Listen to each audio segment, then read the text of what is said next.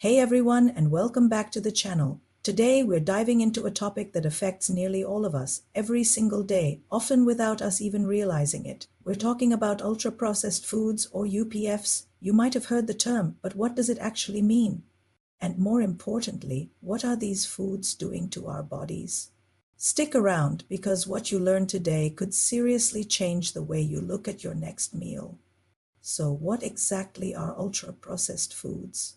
It's not just about junk food like chips and soda, although they're definitely on the list. The definition is a bit more scientific. Think of it this way. Foods are classified into four groups based on how much they've been processed. Group 1 is unprocessed or minimally processed foods like fresh fruits, vegetables, meat, and eggs.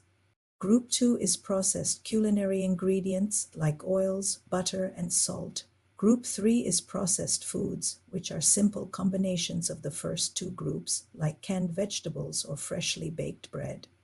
Then we get to Group 4, ultra-processed foods. These are industrial formulations. They're made mostly from substances extracted from foods like fats, starches, and sugars, but they also contain additives that you wouldn't find in a home kitchen. We're talking about artificial colors, flavors, emulsifiers, and preservatives. These ingredients are designed to make the food hyper-palatable, meaning incredibly tasty and often addictive, and give it a super long shelf life. Common examples include packaged snacks, sugary drinks, instant noodles, frozen pizzas, and even some breakfast cereals and packaged breads that look healthy on the outside. The key giveaway is a long list of ingredients, many of which are hard to pronounce.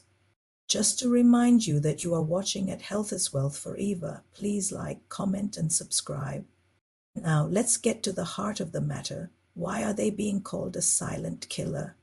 The evidence is piling up, and it's pretty concerning. Numerous large-scale studies have linked high consumption of ultra-processed foods to a wide range of health problems. Let's start with weight gain. These foods are typically high in calories, sugar, and unhealthy fats, but low in fiber and essential nutrients because they're designed to be so easy to eat and don't make you feel full. It's incredibly easy to overconsume them. The lack of fiber means they're digested quickly, causing blood sugar spikes and crashes that leave you feeling hungry again soon after. This cycle can lead to a consistent calorie surplus and, over time, significant weight gain and obesity. But it goes beyond just weight. A diet high in UPFs is strongly associated with an increased risk of developing type 2 diabetes. The constant sugar spikes I mentioned put a huge strain on your pancreas, which produces insulin to manage blood sugar. Over time, your body can become resistant to insulin, or your pancreas may not be able to keep up, leading to chronically high blood sugar levels. This isn't something that happens overnight. It's a slow, gradual process, which is why the silent part of the name is so fitting.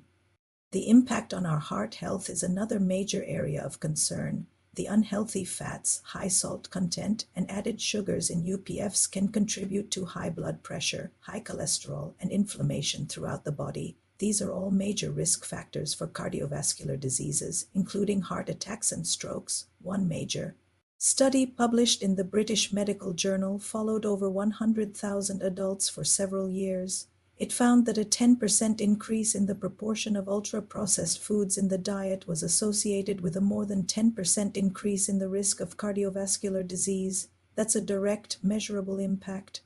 And the effects don't stop there. Emerging research is now linking high UPF consumption to mental health issues like depression and anxiety. While the exact mechanisms are still being studied, it's thought to be related to a few things. First, these foods lack the nutrients our brains need to function optimally, like omega-3 fatty acids, vitamins, and minerals. Second, the impact on our gut microbiome, the trillions of bacteria living in our digestive system, is huge. A diet rich in whole foods supports a diverse and healthy gut, which communicates with our brain. UPFs, on the other hand, can disrupt this balance, leading to inflammation that can affect our mood and cognitive function. It's a fascinating and slightly scary connection. What you eat directly influences how you feel emotionally. Perhaps one of the most alarming links is the one to cancer.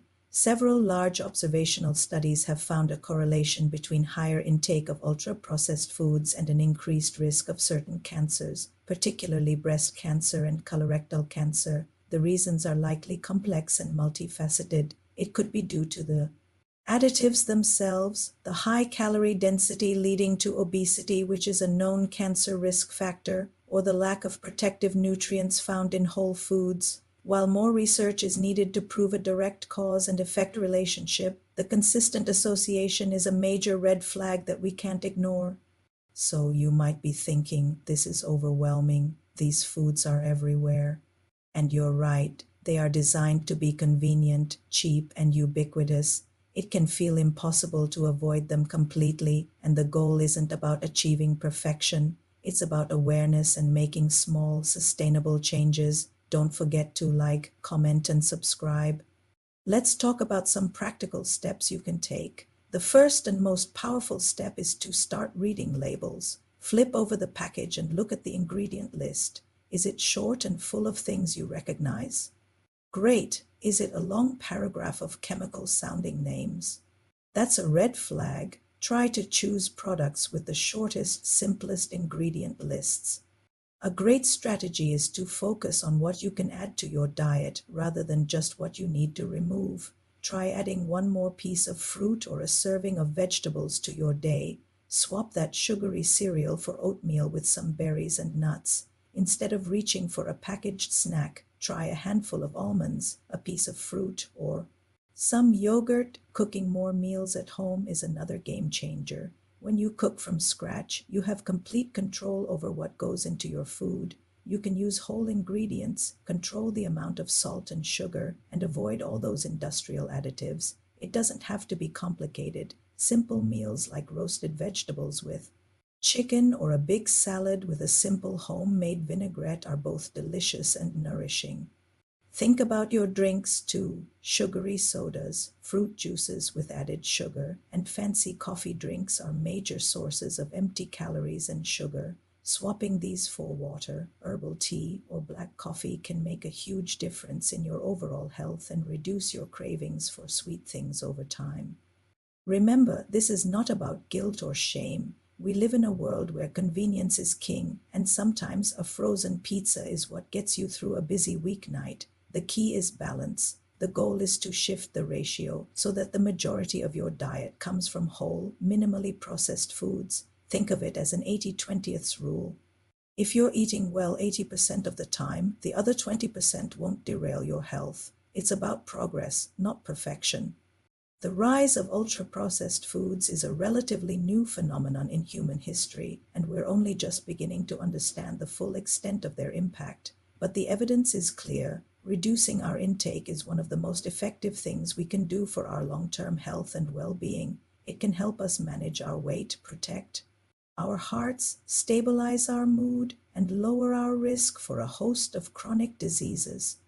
So I challenge you to take a closer look at what you're eating this week. Maybe pick one ultra-processed item you eat regularly and find a healthier, whole food swap for it. Small changes, when done consistently, add up to a massive positive impact on your health.